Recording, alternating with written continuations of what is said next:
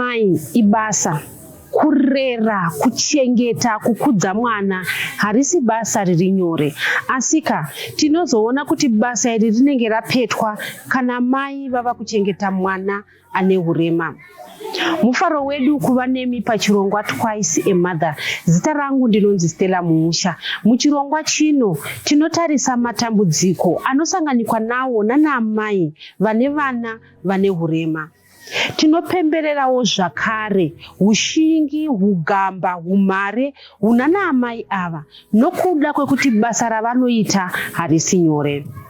Nhasi uno pachirongwa Twice a Mother tiri kunzvimbo yeHopley kune mudzimai ane makore 46 ekuberekwa anonzi Zviito Mutondo nemwana mumwe chete Tafadzwa ane makore 17. Dambudziko raTafadzwa isipi. Mai Tafadzwa vakazoona sei, vakaziva nguvai kuti mwana ane urema huri pari? Ndakazozviziva, ndakasimuka zvakanaka, but pandakazozviziva ngane 9 months. Vandakasimuka navo vakufamba vakugara vakukamba iyo. Ndopandakaenda kukiriniki vakanditi chiendai naye kuCRI ugomo. Ndopandakazoenda ugomo. Ndakasvika ugomo vakanditaura kuti mwana wenyu akaita CP. Saka vakati munopota muchiuya naye, asi pavakandiudza ndiri kunyepa zvakambondishungurudza. Zvakatombondibata kusvika pakutopera chaiko chaiko kuti sei. Asi ndakaramba ndichienda nemwana ugomo. Saka pamunozoenda kumaworkshop unozosvika uona kuzoti kuti kwaini ndinotomborezva achitombosekerera zvinenge zvitomboriri nani. Pane vamwe mwana aatomborezvi aatombodii. Mwana kakakura musoro, vamwe vanenge vakadii, matambudziko acho anenge akangosiyana siyana. Ndopandakazotanga kuzviziva, ndangofamba ndichifamba mara ndakujaira, but zvakatora nguva kuti ndizvitete kuti zvigamuchire. Ndichibereka ndichidii, baba vacho vakabvawo kuti ndezvekumusha kwani, ndezvekumusha kwedu. Kumusha kwedu hakuna zvakadaro. Ndatoda kutobvunza kuti tinoona kuti dambudziko rikauya mumba rinogamuchirika zvakasiyana siyana. Imimi samai mashungurudzika kuti mwana wangu ndozvaari izvi. Baba vakabva vati kumusha kwedu hakuna zvakadaro. Saka ndezvekumusha kwani, ndezvekumusha kwedu. Saka kubva ipapo 2009 kusvika izvezvi ndinokuziva kuti Tafadzwa arakabai aita sei. Baba vacho vakabva vatobuda muupenyu hwemwana. Kana nanhasi anditombosiyi kuti kuti ndinatsvage atombazoti pane pamwe pokuti ndakambozama kuda kumbovatsvaga kuti ndivaitire maintenance ichi, vakabva vatodisappear. Zvokuti munhu haana kuzombogara ere aoneka. Ndikazozviudza kuti rega ndingoshinga. Saka kushinga kwandozoita kwandakaita ndikokuti ndinopinda motor force. Ndakambotanga ndichabereka, ndichimuka ndichienda naye, ndichidzoka naye, ndichimuka ndichiita sei kutoisa mwana wangu apa, ndichiita zvandiri kuita. Ndapedza ndodzoka nemwana wangu. Ndosvika ndazviona kuti hazvichaita sei, hazvichada nyama dzadi. Munhu ari kuramba, bhonzo rikuramba richiita sei, richikura. Ngatimboonai baba vemwana vati inini kumusha kwedu hakuna izvi. Kuvamwe nekuti kana baba vemwana vacho vari kuramba, kuvamwe vemunharaunda, kuhama dzenyu, mwana akagamuchirika sei? Kana kuti kuhama dzababa vacho ivavo, baba vacho vati kumusha kwedu hakuna, kuhama dzavo dzakabva dzatongoramba munharaunda. Handizvozvo zvekuti kana ukabuda ukafamba unoita handizivi. Pamwe pacho handizivi kuti ungatsanangure sei. Unoziva matarisiro anoita vanhu, even ukatakura mukombi, vana vedu vanobuda masiri, kuti ugare nasisa vakagara pasaidhi pake zvakaoma. Kana kuti wakamira parodhi apa newicheya yako kuti uende kwauda kuenda, even watokurumidza, asi kuenda kwacho hakunogona unotononoka nekuti vemakombi havasi kukutora iwo. Kubva kutokuzoti isusu tisakakupai here izvozvo ndezvikwenyu izvo. Unongotovaziva vemakombi kuti vanongotevura zvavanoda. Saka zvakaoma dambudziko racho. Ndezvipi mai Tafadzwa zvekuti munoti mimi Tafadzwa ane 17 years asi haakwanise kuita izvi nezvizvi zvinonzi ndotomuitira? Tafadzwa ane 17 years haakwanise kudya, haafambe, haasimuke, ndotomusimudza ndomuisa apo, ndobika chikafu ndoita sei, ndotomufidha. Kana atoita puu ndotobvisa, totoona kuti ndaita sei, ndaigadzirisa. hapana chaanogona kuita Tafadzwa. Ane 17 asi anenge tungomucheche. Kubva 2009 kusvika izvezvi ndichikungobvisa pamba. Akazvara kumashure kwangu akatokangana kuti mwana anopfeka manapukeni but ini ndichirongeta sei ndichiri kungopfekedza. Pamwe pacho unotorishaya pamba racho zvine zvakatongooma utoona kuti utongotora kana une madhende kana une chii wongopfekedzawo ndomanira zvinge zvakatoita. Mati haafambe haaga imi munosumudza muchiitira zvese saka kana ane nzara anotodedza kuti mama ndaane nzara haatotauri haataure utongofunga kuti izvezvi zvimibva ane nzara kana kuti unongozwa kuti ukamupawo uzomupawo mupa futi. ndimi munotoonera kuti ezvinezvi tofunga mwana wangu ane nyota kana kutoziva kuti nhasi pane zviri kuitika haasi kunzwa mushe iwo ndounotoziva kuti pane zvinezvi zviri kutoitika bhusi dzemunhu unenge wajaira kugara mugara naye. Haatotauri. Ko kwamakaberekwa imwe? Kwandakaberekwa aya vanombomhiranira vanondibatsira pano nepapo but zvinhu zvakaomera munhu wese haungarambi uchiti munhu nhaye ndibatsirei zvozoguma wako ndopaunozongoudwa macho kuti ava vatanga. Saka unozoona kuti haungarambi uchiti pamba pemunhu nhaye wedu wendionei nhaye wedu wedambudziko wobva wakudza kuti akakudza dambudziko racho ndindakakupa zvokudzimbira futi maronda api maronda aya kuti saka unozoona kuti dhamu yacho yakaoma. Ndezvipi zvokuti munoti imimi munoshuvira kuita asi munotadza kuzviita nekuda kwekuti Tafadzwa ane urema? Ndoda kuti ndicho mamwe mabasa anenge achiitwa nevamwe vakadzi but kuti ndiende kana kuti munoda kuenda kana kuti ukawana basa rekushopu but munhu anokuti anokuda na5 uchidzoka na5 but pfungwa dzako dzinogona kunge dziripo but mwoyo nenyama zvichisiko zvako kumba kwaunenge wasiya munhu because havasi vese vanogona kuti vanyatsomunzwisisa nekutaura zve17 years pamwe chero ini ndida kusiyirai nhasi kuti ndikusiyirei kuti mubvise pamba itapuno zvinenge zvakaita zvakarema saka havasi vese vanokwanisa kuita sei kuzvigamuchira saka kuti uchinyatsoshanda kwacho zvinonetsa. Tiri muchirongwa Twice a Mother. Ngatimboturai mafemu tisangane zvakare chikamu chinotevera.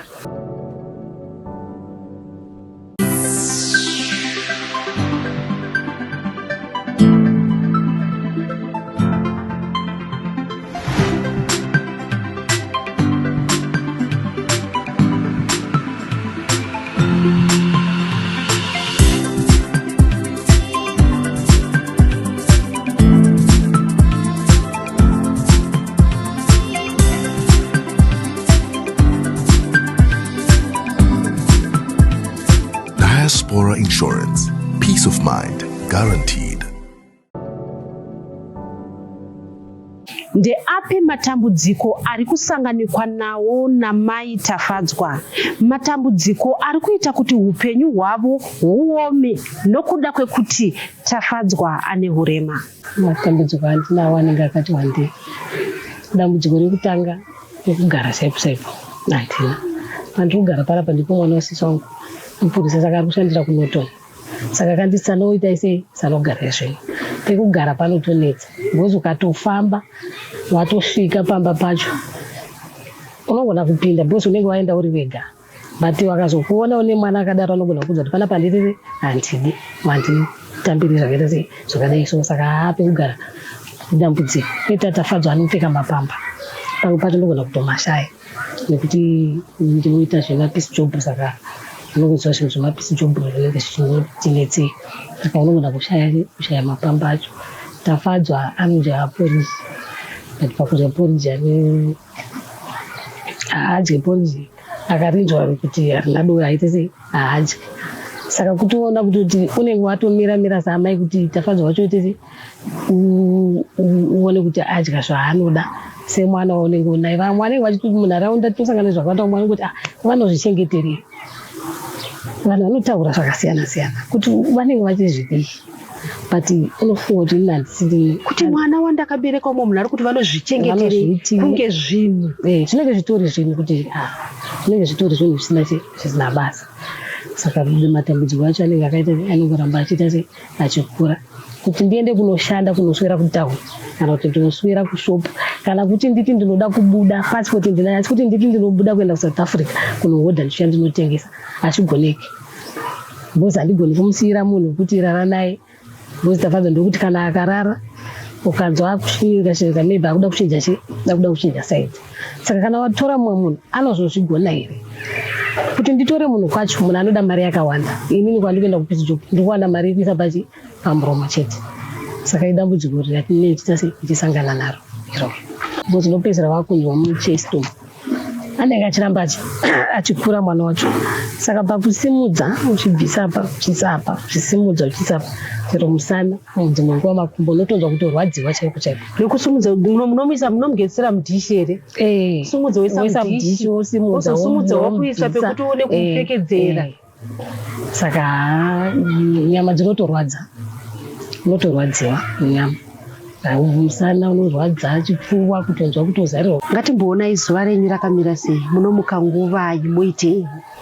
Ndinomuka kumafuwa ndotsvaga mvura ndauya nemvura ndosiya kana ndine zvandoda kuwacha ndosiya ndawacha kana ndida kubikira mwana wangu ponje ndomubikira ponje ndosiya ndamufidha kozi vamwe vanozoti akagona kufidha saka unozoti unozofidha uchi ndosiya ndamubikira poriji ndanochera mvura iri kunetsa mazuva ano saka ndonotomuka ndonochera mvura ndouya ndobika ndoita zvandiri kuita ndapedza ndochizobuda kuenda kupi mapatime kuya kwandanchareva kuya saka ndomuka muma4 kana ndiripo kana kuti iri Sunday ndikamukawo tikanochera mvura tikapedza toenda kuchechi tozodzoka hedu kumasarodoka.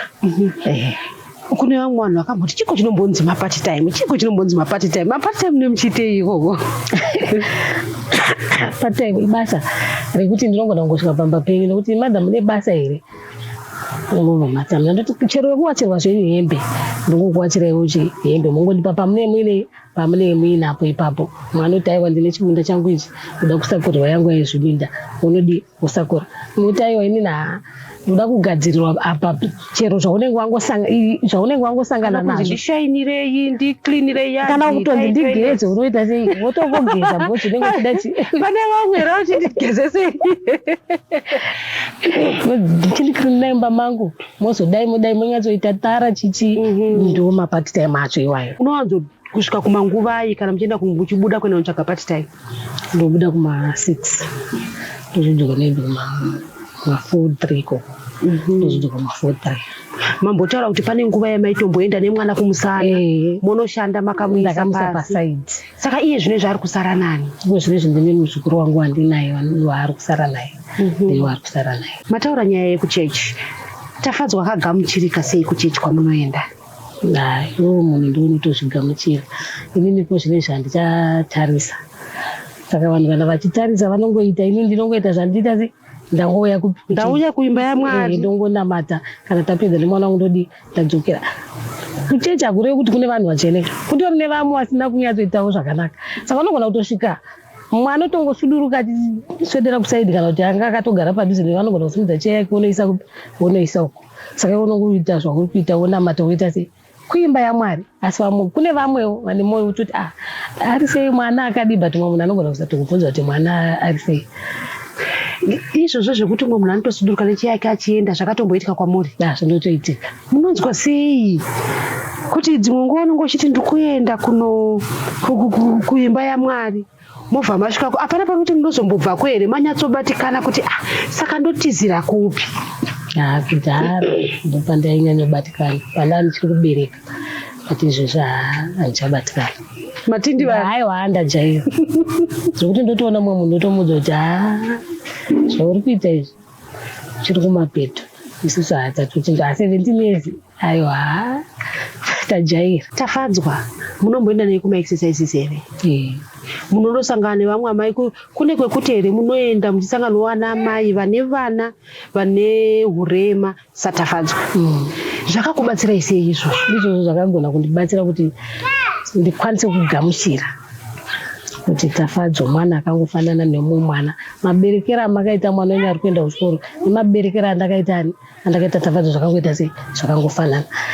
patinoenda kumaexercise tozonzi moya kuworkshop kunobva vamwe vanobva kana kunotoni vamwe vachibva kumarondero vamwe vachibva kupi ne makawanda makangosiyana siyana makamuri pai murimo saka ipapo ndopaunoona kuti tafadzwa ndikatomuti tafadzwa anosekerera iye hatogoni pamwe kutodi tosekerera kunoita vamwe vanenge vane choromomba wekuti unogona kutoti ini ndiri nani pana maya bhozi zvinenge zvakaoma kuti mwana wacho anenge akakura kumusoro pamwe anongoda kugara akaita se akajegerwa kudai saka zvakandibatsira zvakanyanya izvozvo zvakandibatsira zvekuti dai ndisina kuenda kumaexercise handifungi kuti ndaibatsirika but zvakandibatsira bhozi vanosvika votibatsira kana tikarwara toenda nevana vedu aya vatinobatwa zvakanaka kusiyara ivo vanosvika vanyatsotibatira zvakanaka votibata tikasvika vanotibikira porridge vanonyatsoziva kuti vana ava ende anambuya variko vakanyatsozvidzidza zvokuti dai muzvipatara matinoenda mune vanambuya vakafanana neivavo bhozi kuchipatara unogona kutosvika uchinzi imimi mboenda yuku tiri kuda vanhu ngavapinde vanhu kunonzi vanhu ete ava havazivi vanochimbosiyai mboendai uko emauchai mboendai kuvanhu vaitese vanhu vapinde saka inini vari muuche haasi munhu regerai vanhu vaitese vapinde kune manesi asiri kutoziva izvozvo asingatozivi vanotokuudza kuti ava vanozvirema saka uku ukaenda ukaya unobva wakanyatsosununguka unyatsozotaiwa kubatwa zvakanaka tiri muchirongwa Twice a Mother timbotura zvakare mafemu tisangane muchikamu chinotevera.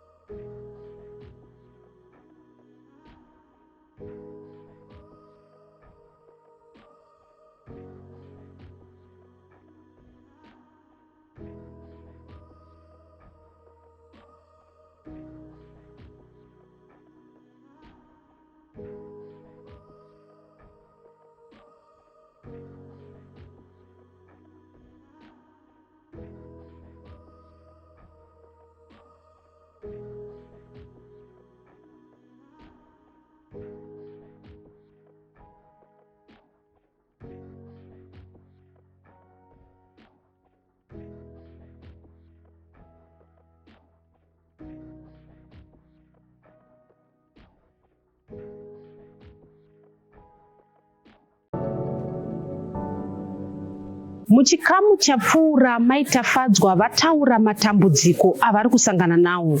Ndezvipi zvavanoti ivo zvikaitika muupenyu hwavo zvinoita kuti mutoro wavainawo ureruke?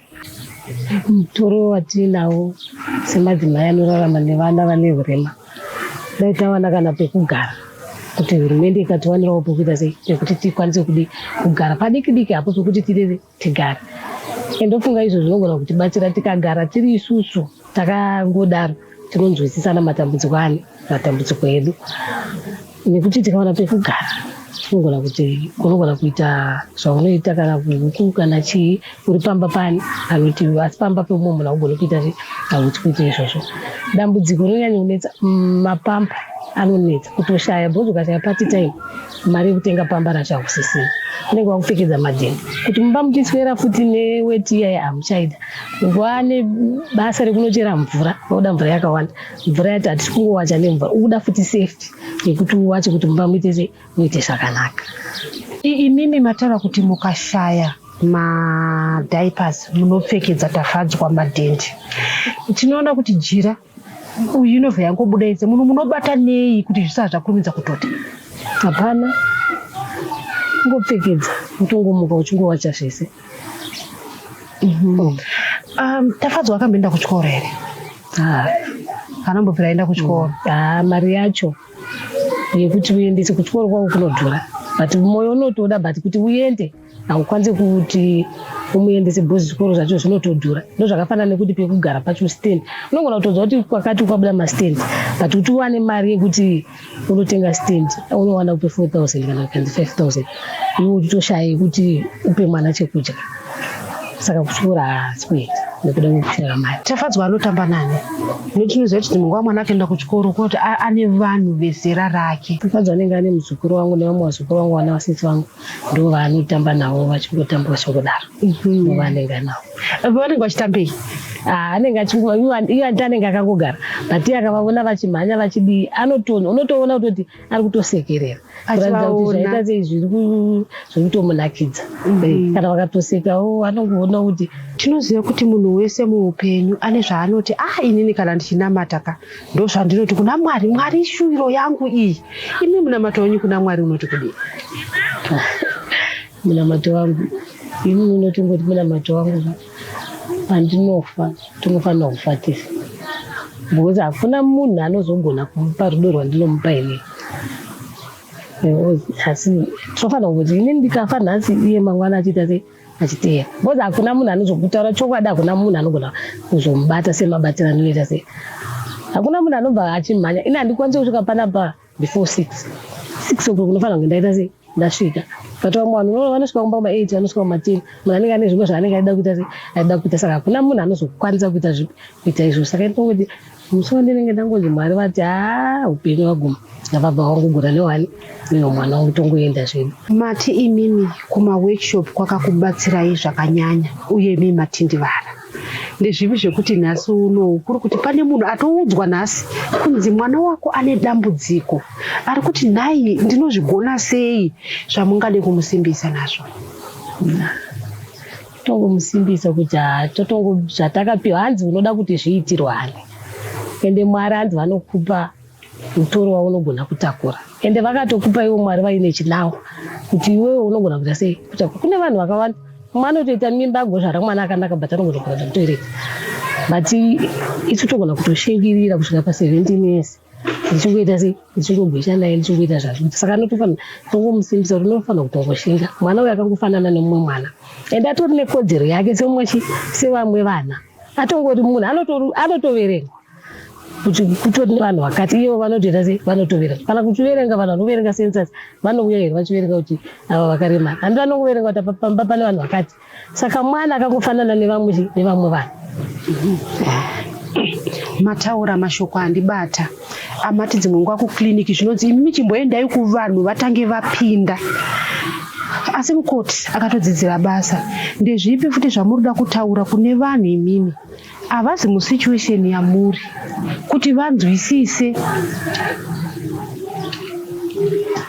Ine ndichingoti dambudziko iri kairi isu hatina kurikumbira rakangouya. Hakuna munhu anokumbira chakashata. Munhu wese anongoda zvakaita sei anoda zvakanaka asi kana ndazvipiwa ndozvirapa here. Zvakandiseka urema wafa mumwe musi hauzoziva kuti mangwana uchaguma wakupi. Unogona kuseka nhasi kuti ini mitaiso mangwana ugorohwa nemotikari otoswera wapa wheelchair.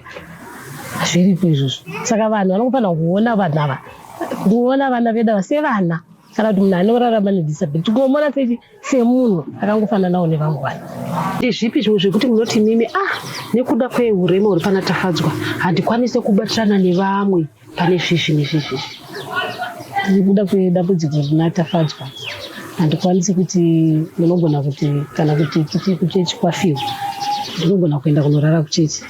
Handikwanisi kuenda nekuti uyo anoda munhu wekuita sekusara naye. Imi vanhu vakati kuti handei kupati haungakwanisi kuenda kupati unotamba iwe kunyatsoziva kuti wasiya wavharira mwana mumba.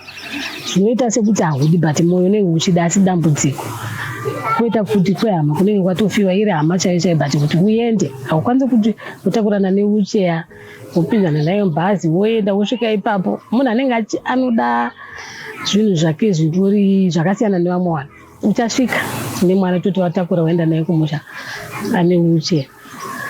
Pachabikwa sadza iwe wako anenge akuda pamwe anenge akuda kutodya kana kuti akuda kutodii kana kuti pamwe zviri kubikwa ite sei haadyi because like mavheji haakwanisi kudya sei haakwanisi kudya mavheji. Saka pane paunozoti ndauda kuzobika asi kuti vanzi vanonetsa vanoshaina. Saka unenge uchitoona kuti izvo zvinoita kuti usazonyanya kubatana nevamwe zvakanyanya. Saka unenge wakagara uri kumashure nevamwe. Vazhinji vana amai vatakaunza pachirongwa chino ichi vazhinji vanotaura kuti vana baba vakabva kuti kumusha kwedu hakuna zvakadaro vobva vatobuda muupenyu hwevana. Imi muri mai mutori musituation iyoyo yekuti baba vemwana vamakabereka nawo mwana muchiti mwana wedu asi ivo vakabva vati mwana wako vakabva vasiya. Zvamungade kutaura mashoko kuvarume kunyanya kuti kunana baba zvavanoita izvi hazvina kunaka. Patakatoita takatongoita titowirirana ende pano nditi ndezvekumusha kwenyu kweni ndiri kuzvidawo here kuti ndiite zvakadaro. Vanofanira kungoti tinzwisane tongobatirana mutoro uyu pamwe chete. Tikakubatirana ndiri pamwe chete unoreruka. Mativo vanongozotiti ndezvei. But ndinevha nokuti kwaunozoenda kwacho unogona kunosvika futi tinosangana nezvizvo kana tinosangana nezvirwese. Saka ivo vanofanira kungozvigamuchira kuti ndozviripo, tonzwisisana, totaurirana tiri pamwe chete, tochengeta mwana wedu pamwe chete. Mai tafadzwa vati mutoro unoreruka kana muri vaviri kwete uri mumwe chete. Zviri kuita madzibaba mazhinji vekuti vanoti ndezvekumusha kwana amai. Tanga tiri muchirongwa Twice a Mother umo matinoti isusu kuva amai ibasa. Asi rinozova basa rakapetwa kana mai vava kuchengeta mwana ane urema. Tisangane zvakare svondo rinouya muchirongwa Twice a Mother.